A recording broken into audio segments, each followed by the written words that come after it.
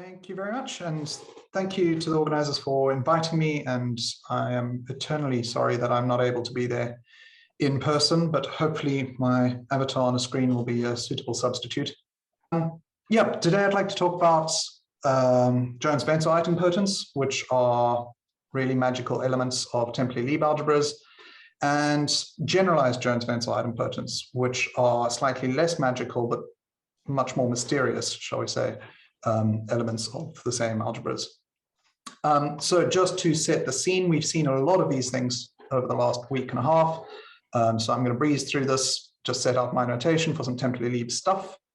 So the notation I want to talk about, TLND is the Temperley-Lieb algebra on n strands. A loop's going to resolve to positive delta. So that's the parameter I'm talking about. I've kind of been vague about the base field. Not because I don't care, I care incredibly deeply. I just don't want to clutter the notation. It'll hopefully be obvious from the context, but please do feel free to stop me and ask where exactly we are. The cell modules that we've heard about earlier this week, I'm going to call SNA, or these are also called standard modules. I think the notation in Mo's course was that. These are the modules which sort of have A defects on the right-hand side, so we'll apply the Temperley-Lieb algebra on the side. They've got N strands on the left and A strands on the right, and they have all the simple heads, L and A, which enumerate all the symbols for the Temperley-Lieb algebra. As I kind of already done, I'm going to write my diagrams from left to right instead of from top to bottom. This is because if we write f of g, I would like to be able to draw an f and then a g and sort of just link them up like that. And I might just replace morphisms with boxes as and when it is appropriate. Okay, what is the setting that we are working over? So this ring that we've picked our parameter delta, and both are going to impact the representation theory of the Temperley-Lieb diagram. To be a little more precise about this, I'm going to need to use some quantum numbers. So you might be very tempted to just in your head replace delta with q plus q inverse, which you're welcome to do. I don't like doing that because I don't like worrying about whether or not my small finite fields have got roots of this equation. So I tend to work entirely in polynomials and delta. So if you do that, then you define your quantum numbers using this relation here. So you start off with 0 is 0 and 1 is 1. And then you have this equation here. If we were specializing at, say, 1, then we would specialize delta to be equal to 2, which is the dimension of the standard representation of SL2,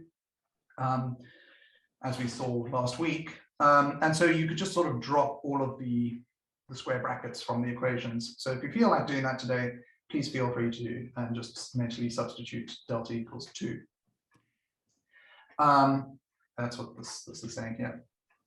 But in general, these quantum polynomials, or these quantum numbers, or Chebyshev polynomials, or Gaussian integers of the other kind, are polynomials in delta with unit highest term and some sort of Pascal triangle-like relations on their coefficients, which I don't really care about for the purpose of this talk. So we picked our setting, our arena that we're working over. The smallest positive number where the alpha quantum number disappears.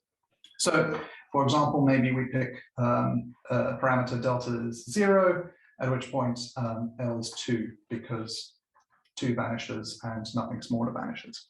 All right, so some examples of these settings that we might take. So maybe we're going to work over integers. So we'll consider the Temperley-Lieb algebra over the integers with delta a indeterminate. Or maybe we'll take a field, take the field of fractions of that. In this case, L's infinity, you never get a vanishing quantum number. And we'll term this the semi-simple case. It's not that this ring here is semi-simple. It's that the Temperley-Lieb algebra over this ring with this choice of delta is semi-simple. So that's the first case. If L is infinity, then it's semi-simple.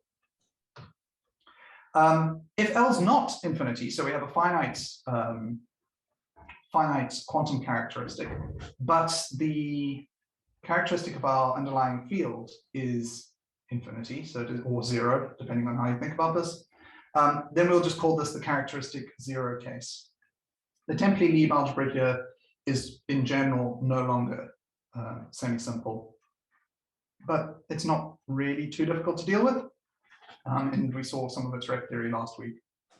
So an example of this would be, maybe we're looking at still polynomials over delta, but we've quotiented out by this thing, which, if you are eagle-eyed, is 2 times.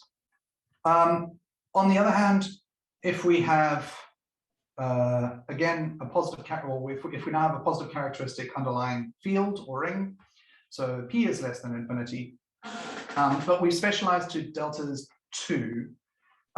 Deltas 2, remember, meant that n is equal to n, so L is equal to P. That's the first number that vanishes mod P. Then we'll call this positive characteristic.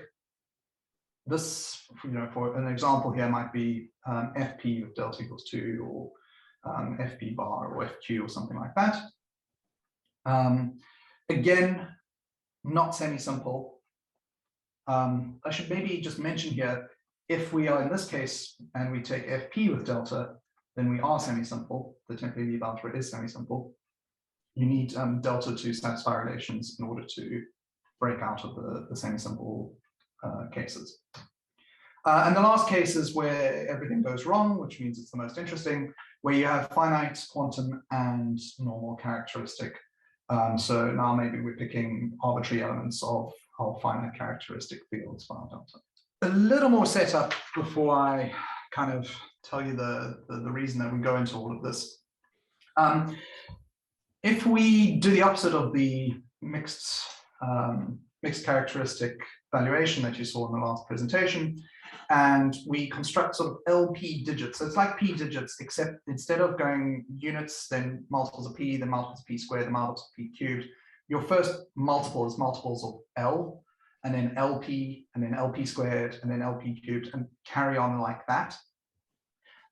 You can still write out everything sort of as you would expect, with all of the digits between 1 and P if they're up here, and between 1 and L if they're down there.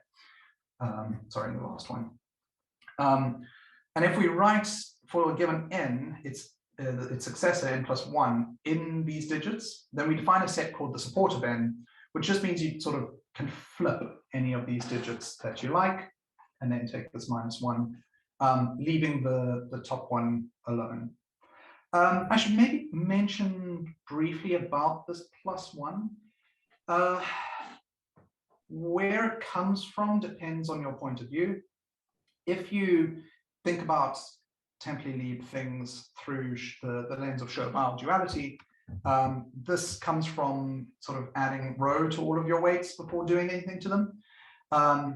If you don't think through Schopenhauer duality, it kind of comes from the numbering on quantum numbers being slightly off for what we want them to be. But unfortunately, it's just a fact of life that we have to live with, but you can ignore it if you don't like it, and I'll put them in all the correct places. So we have the support of n, which is a whole lot of these sort of twisted things. And the other thing that we can do is we could take this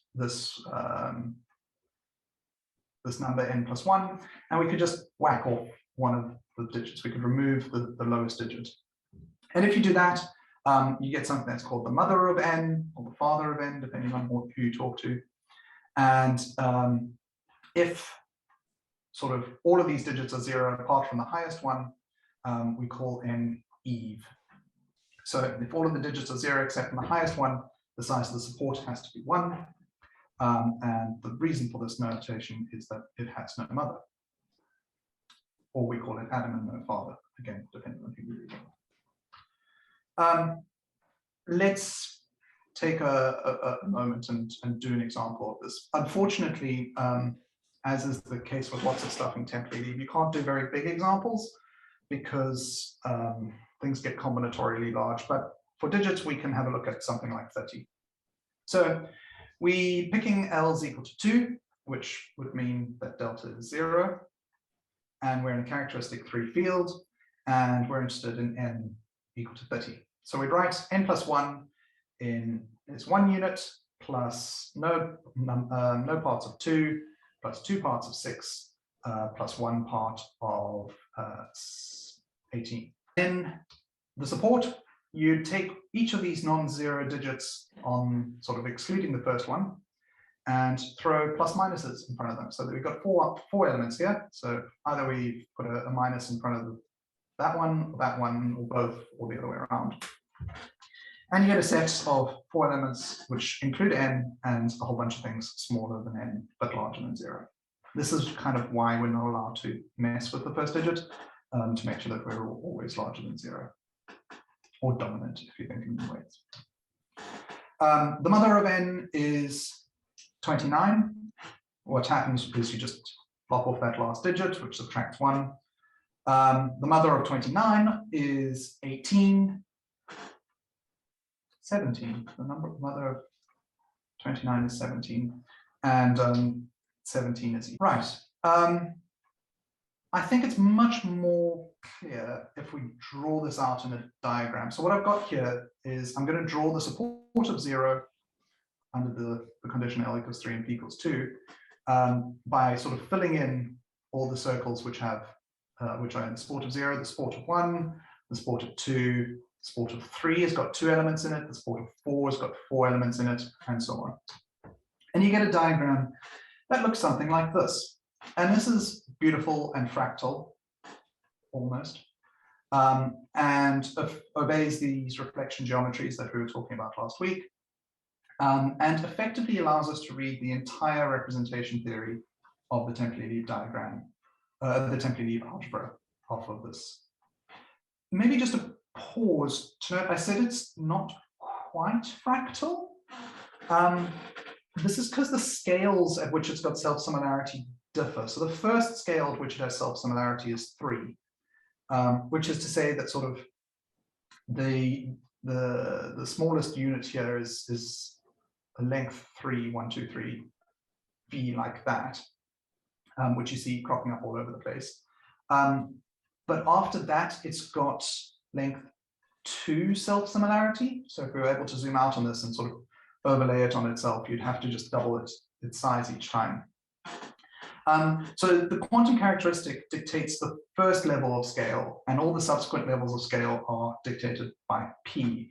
And this is sort of echoed in the fact that we look at units and then multiples of P and then multiples of L, PL, P squared L, and so on. We kind of go from multiplying by L to multiplying by P and then staying there.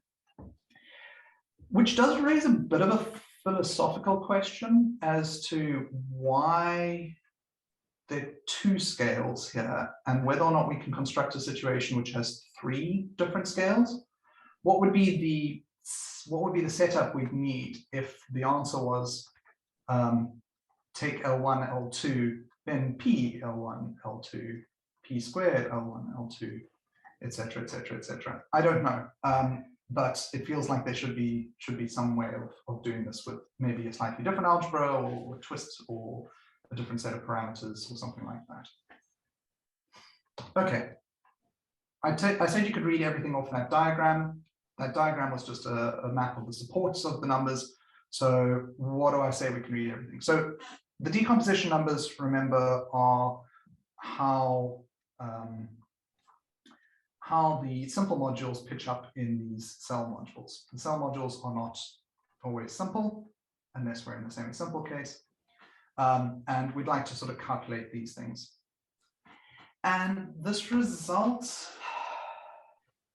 I mean, it's been known since 71, when Temperley-Lieb defined this thing for characteristic 0, generic Q. It was very quickly worked out for characteristic 0, cubital root of unity, or what I've called characteristic 0.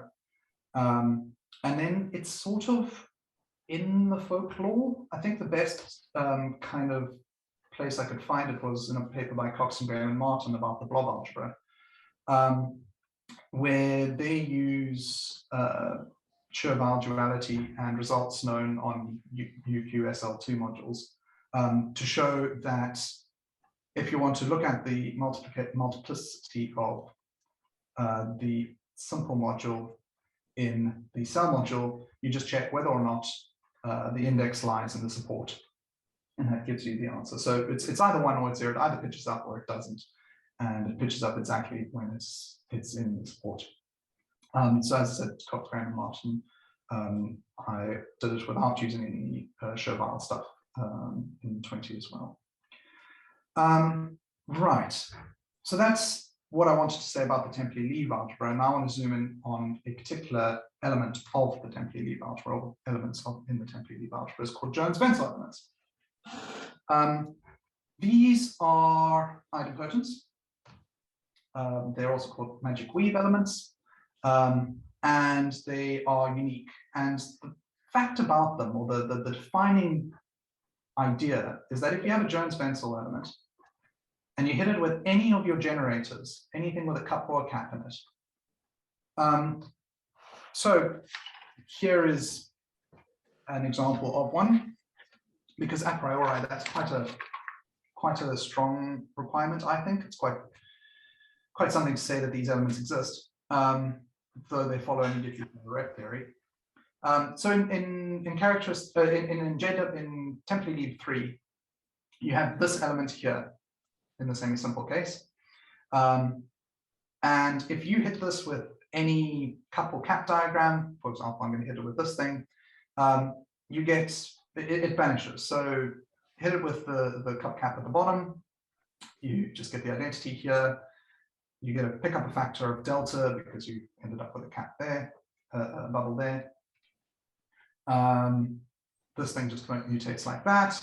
Again, this thing moves up like that, and that picks up another factor of delta again. And you notice that, well, delta is the same as 2, so that cancels.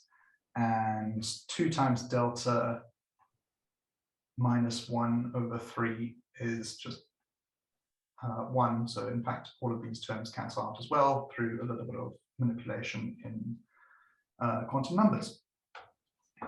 So I didn't tell a lie, JW3 does exist, and it is killed by this thing. And you can convince yourself with the symmetries that it exhibits that it's killed by the other one as well.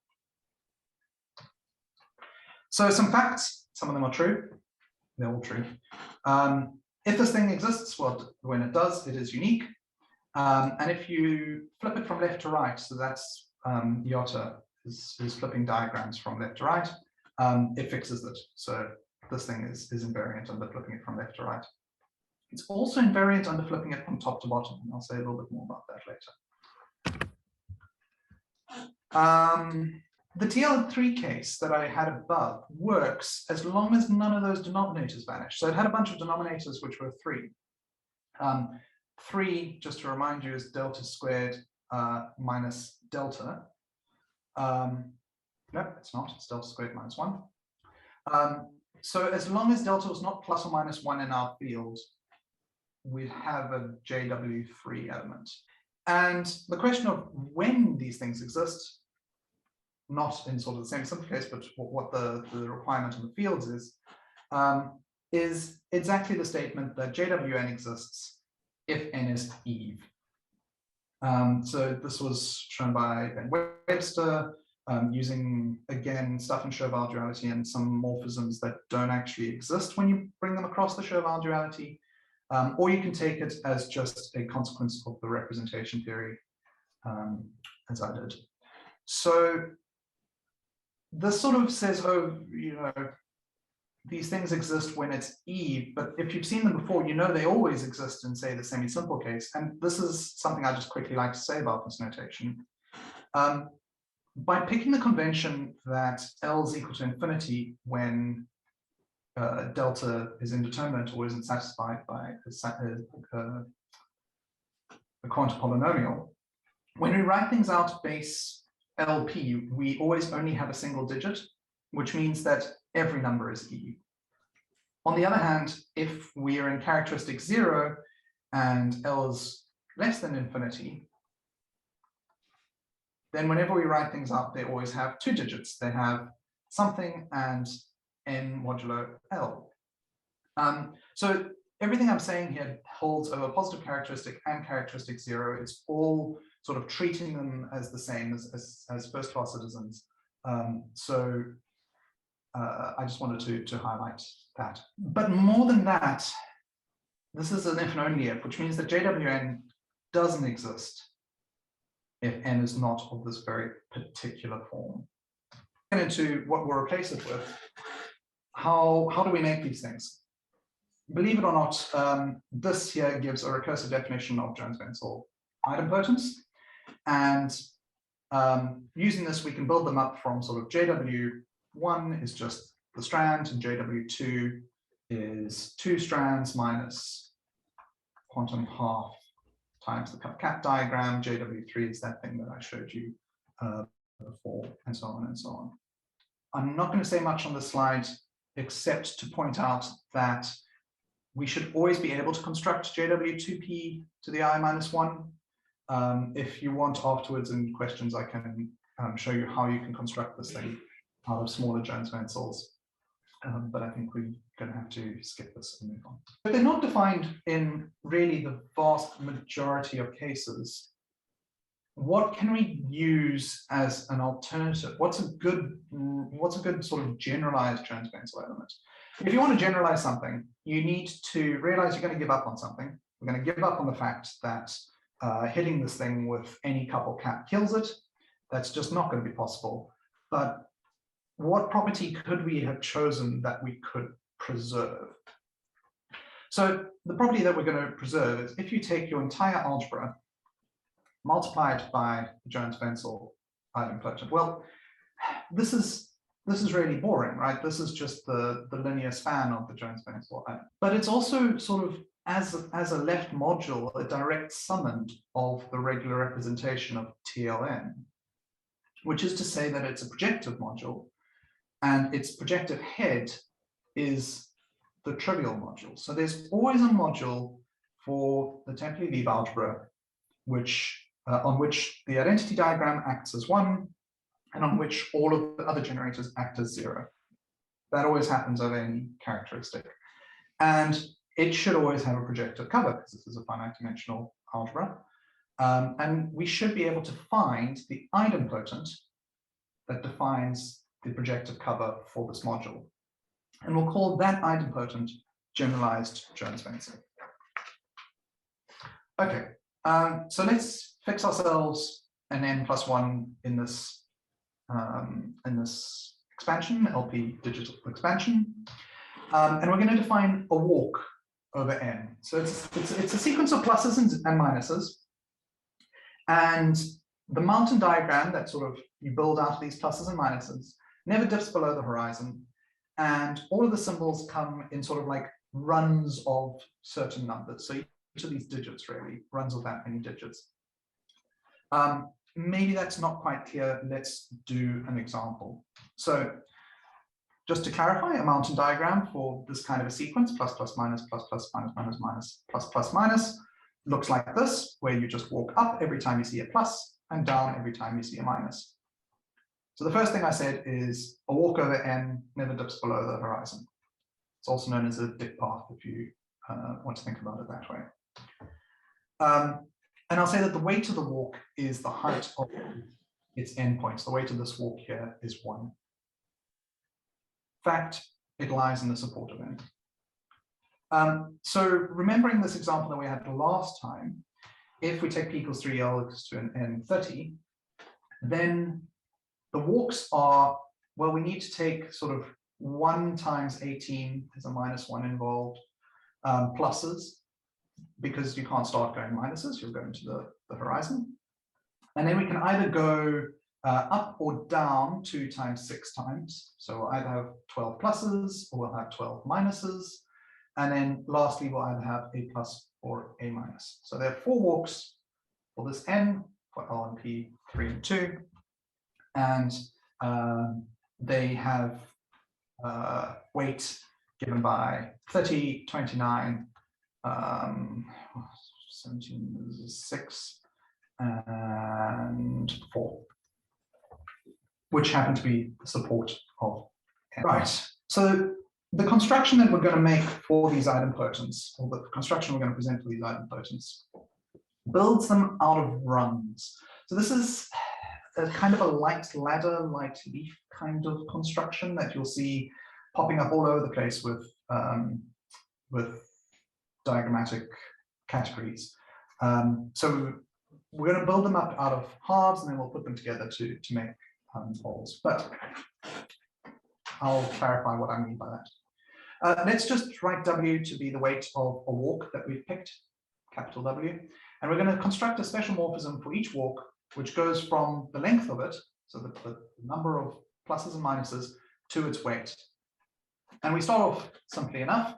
If you just have a bunch of pluses, then just pick a Jones-Wenzl item, the Jones-Wenzl element of the correct size. That's an honest to God characteristic 0 living in, say, Q delta, TLN, Q delta, Jones-Wenzl element.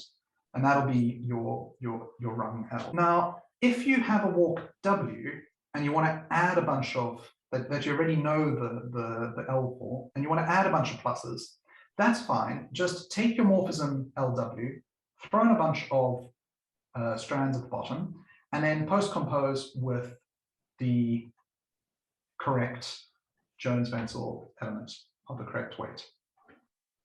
On the other hand, if you need to add a bunch of minuses, then pull back A strands.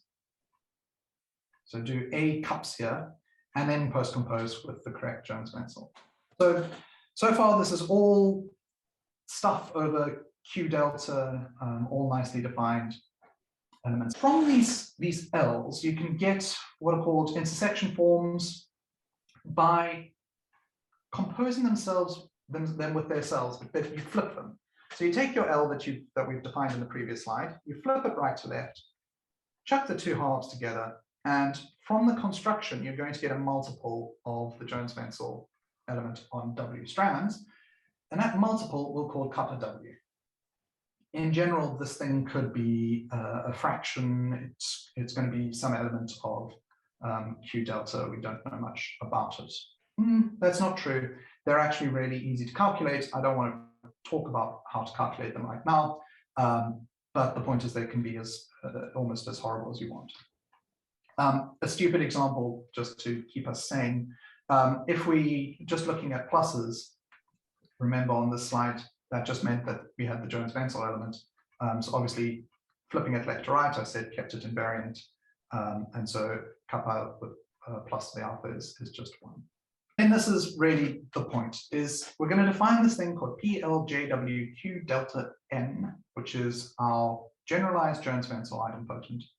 And it's just take every single walk you could, divide out by the kappa, the appropriate kappa, take the rung, flip it around, but now instead of putting them sort of back to back, face them front to front, and sort of build this butterfly diagram. Just to remind you, it's an element of a TLQ delta, but a theorem by Borel-Lebedensky and Sentinelli, who originally came up with the construction, and then my supervisor, Stuart Martin, and myself expanded it over quantum characteristics as well, says that if you look at this in the diagram basis, none of the denominators vanish at the specialization of delta to our choice of delta.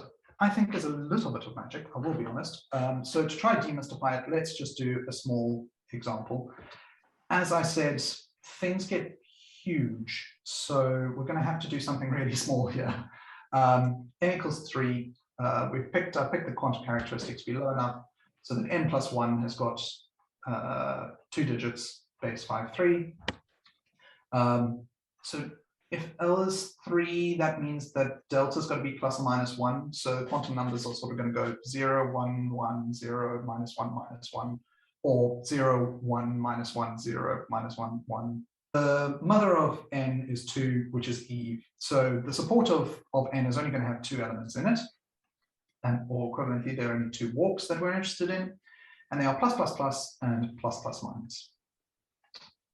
So building up these L's, L plus plus, well, that's just a bunch of pluses. So this is JW2.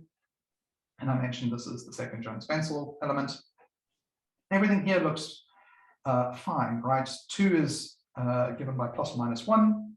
This element exists over over our characteristic that we want.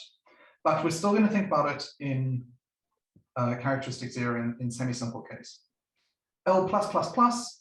Well, we took our plus plus, we put a strand underneath it, slapped on the Jones-Wenzl. This is just Jones-Wenzl 3, which doesn't exist over our characteristic, but we're not over our characteristic, we're still over Q. So we'll just write down this thing. L plus plus minus, on the other hand, we've got to pull back a strand and throw on a Jones-Wenzl, but it's only got 1 strand in it, so I ignored it. And you get this morphism here, this combination, when you pull that across and when you do that. You put this thing back to back with itself, Wenzl 3 again, which means that the constant for plus plus plus is 1. That's fine. If you put this thing back to back with itself, you get this smorgasbord of coefficients. So we've kind of got like a delta coming out of here, and we've got -1 over delta twice, and sort of a delta that'll cancel with that. You chuck this into your algebra, and you come out with 3 halves, quantum 3 halves. Okay, so that was when we put them back to back. Now we've got to remember put them front to front. Again, Jones-Wenzl 3 just does its thing. When we put this one front to front with itself, we start getting things that look like they belong in our algebras. That's good. But we needed to divide through by our constant. So let's chuck all those coefficients in. And then the recipe said just add these things together, right? So we're going to get, well, we'll get this term will survive. We have a quantum 2/3 and a minus quantum 2/3, so that's going to go. We have a quantum 1/3 and a minus quantum 1/3. That'll go. So we're left with this term here and that term there. So then the coefficient there is 1 plus 1 over 2, 3. So that's 2, 3 plus 1 over. Oh no, I've lost some factors. -2 over 3. And this thing here is +1 over 2, 3. So that is -2 squared plus 1 over 2, 3. -2 squared plus 1 is -3. So that's -1 over 2. And we're going to end up with that we're looking for is just the sum of this term that's survived here and -1/2 times that one. If you're eagle-eyed, you may notice that this is just JW2 with a line under it, and that is no surprise. Unfortunately, with such small examples that fit on single slides, I had to pick something that ended up looking like that. But the point is that what we've got at the end here, we're never dividing by 3, quantum 3, or a multiple of quantum 3, quantum 6, or anything like that.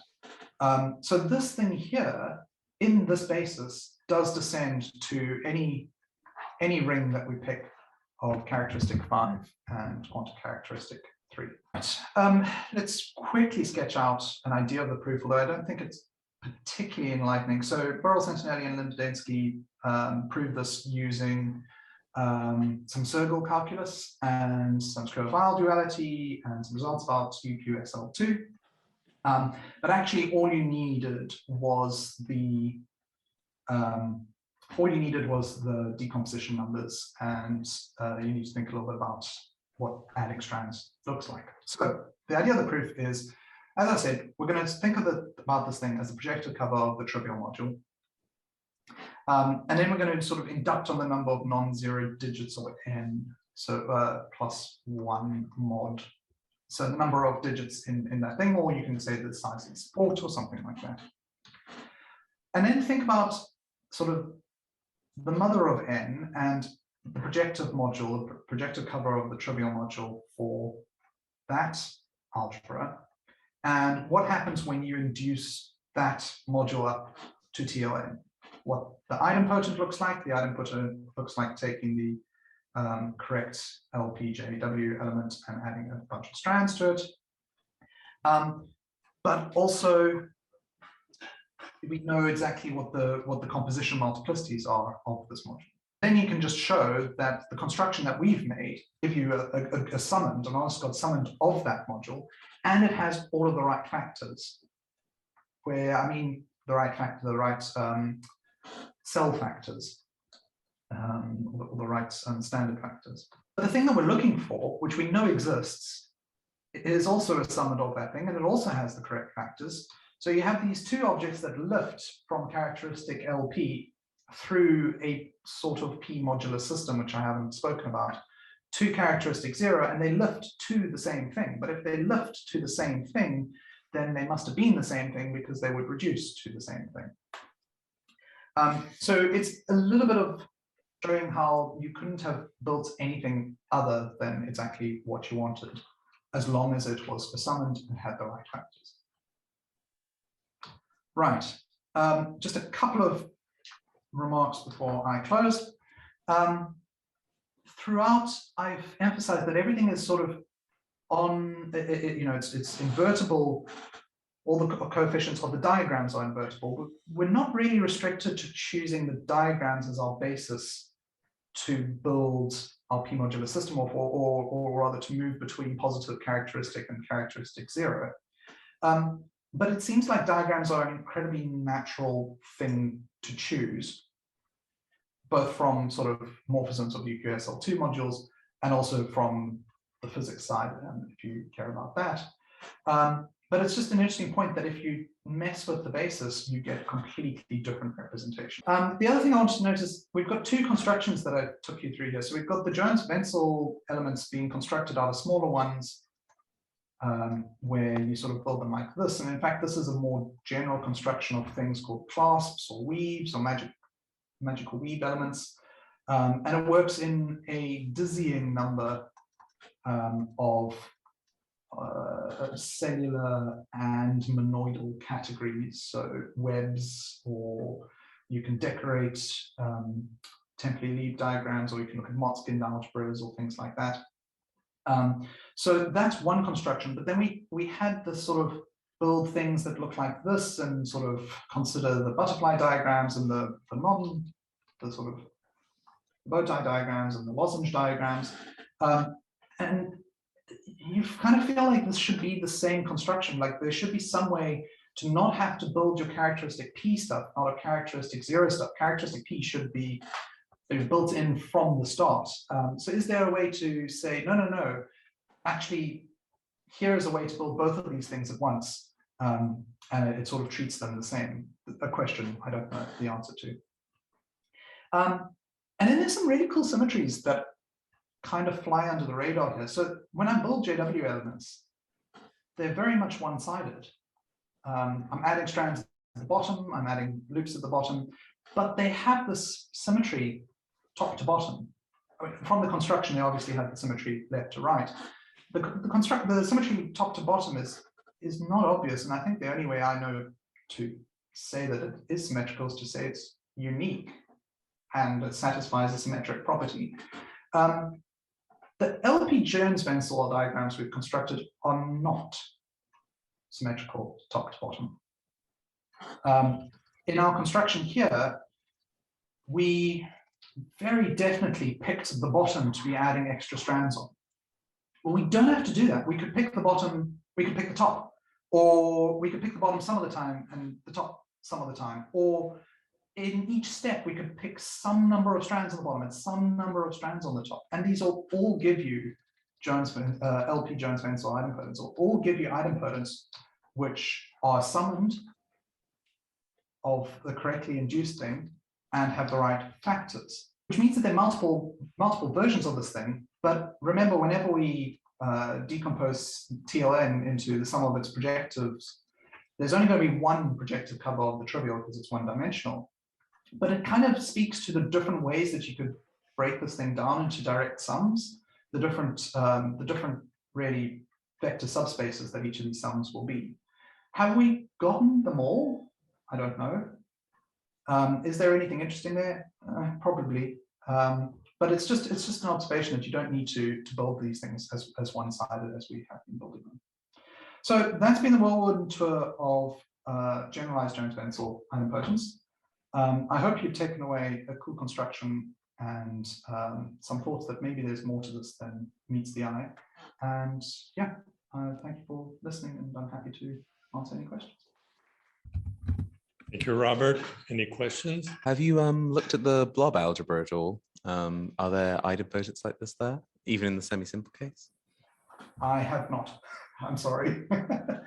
Apology accepted. Yeah, I've looked at sort of, yeah, I've looked at things like the blob algebra, but not for idempotents like this. You should be able to, as I said, sort of, because you treat these things just as diagrammatic things, you should be able to work out what the correct statement is for any diagrammatic algebra where you know your decomposition numbers well enough and you know induction well enough. That should work, but I haven't done it.